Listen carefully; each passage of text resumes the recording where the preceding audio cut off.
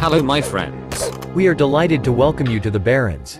In anticipation of the impact of nerfs on the metagame, we want to talk about the results of the release of the year of the Gryphon. We will tell you about the impact of the core set on deck building, determine the percentage of popularity of cards from Forged in the Barrens, and give recommendations for purchasing packs.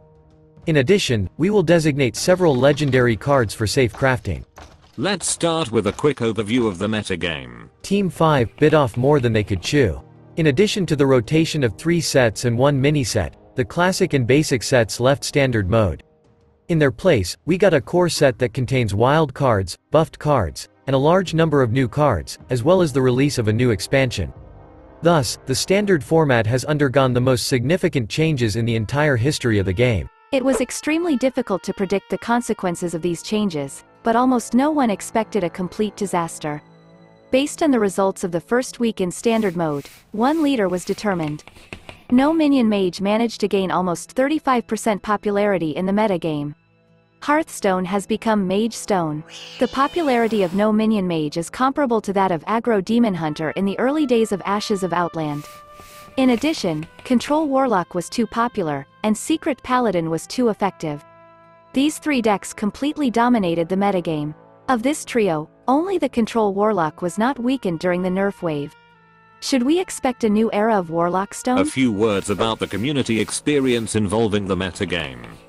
The percentage of satisfaction with the matter is 50%. This is the lowest result we have ever recorded. During the announcement of Deck of Lunacy, it was difficult to even imagine that this card would be able to find some place in the Darkmoon Faire metagame, but it was simply impossible to believe that in 4 months the card would provoke a cataclysm in the game. By the way, you can find out the reactions of popular players and communities to the announcement of Deck of Lunacy in one of our past videos. Guys, what about the core set? How has this major innovation influenced deck construction? Of course it's the right way. In terms of dry figures, the impact of the core set on the matter is no different from the total influence of the classic and basic sets. Despite an overall reduction in number of cards, things such as buffs, the return of wild cards, and the release of new cards, the core set is not becoming a main component of deck building. Out of 235 cards, only 132 are used in the metagame. The overall popularity of the set is less than 22%, despite the fact that this is the largest set in the game. The only advantage of the new main set is the large number of legendary cards that are now used in the metagame, including in budget decks. Talon Forge Ring is the most used legendary card in the core set.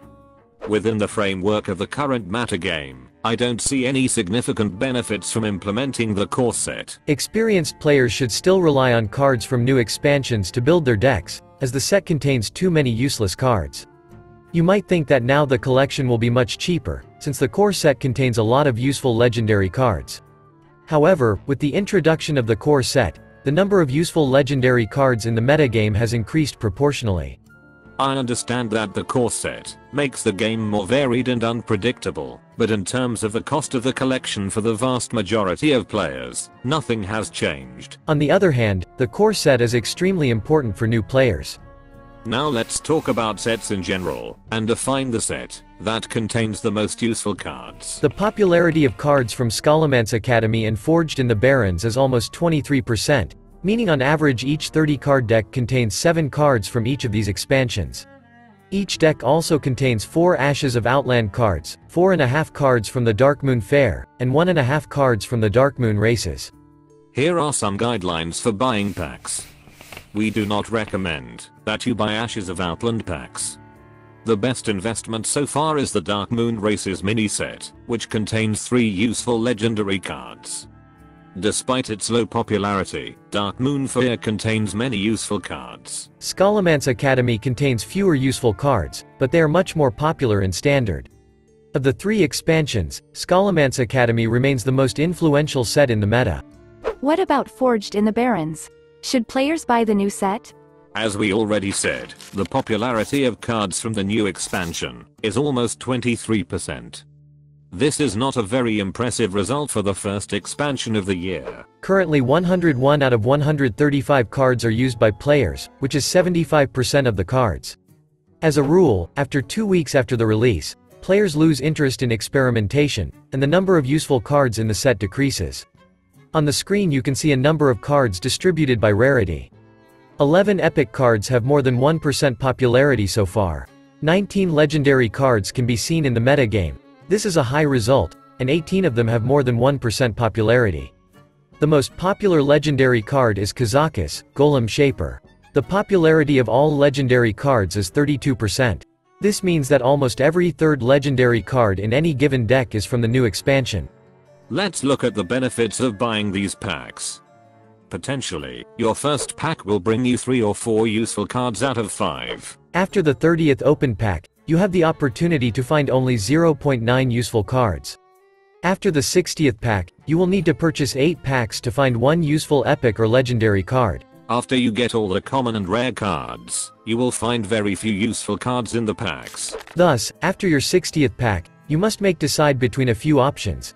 Continue to open Forged in the Barrens packs and hope to obtain a few more useful epic and legendary cards. Buy Darkmoon Fair and Scholomance packs if your collection is not very large, or save your gold for the next mini-set or major expansion. Before you make a decision, I want to draw your attention to one more important nuance. Although the cards in the first expansion of the year are available for 2 years in standard mode, the first set tends to lose its influence quite quickly in the meta during the first year. Therefore, you should not invest too much gold, or spend a lot of dust, obtaining as many cards as possible from this expansion. Now let's talk about the best new legendary cards that are safe to craft. Kazakus is the best legendary card in the set. It is unlikely that nerfs will be able to change this. The card is too good in a huge number of archetypes. In second place is Mankrik. Yes, I know this card cannot be crafted. I just want to draw your attention to the fact that Blizzard gave us a very valuable tool.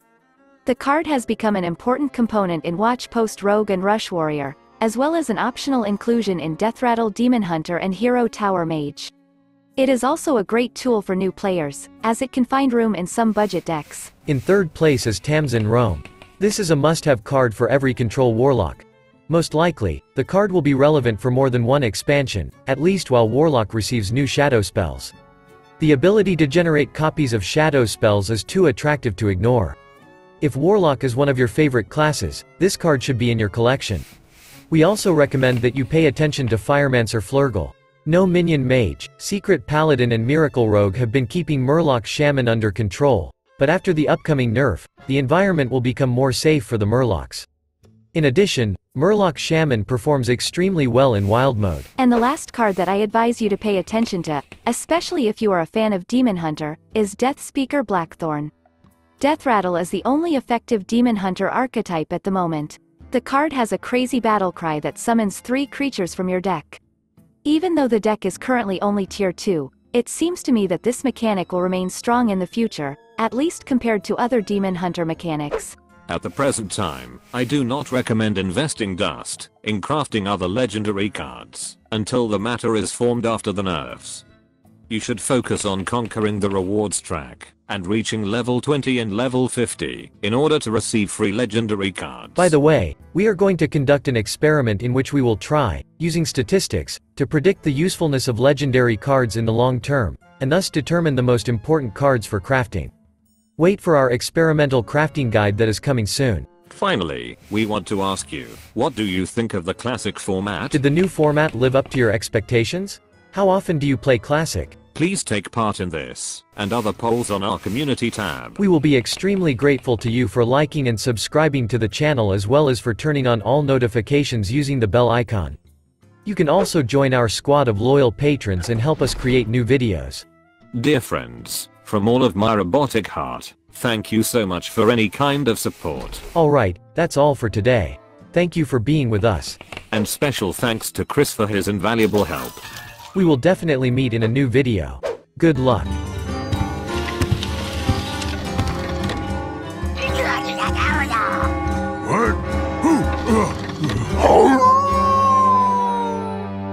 Okay, cut. Guys, I got the impression that you are not entirely happy with the core set. It's not like that, Dora. I am very happy that the developers continue to bring innovations to Hearthstone.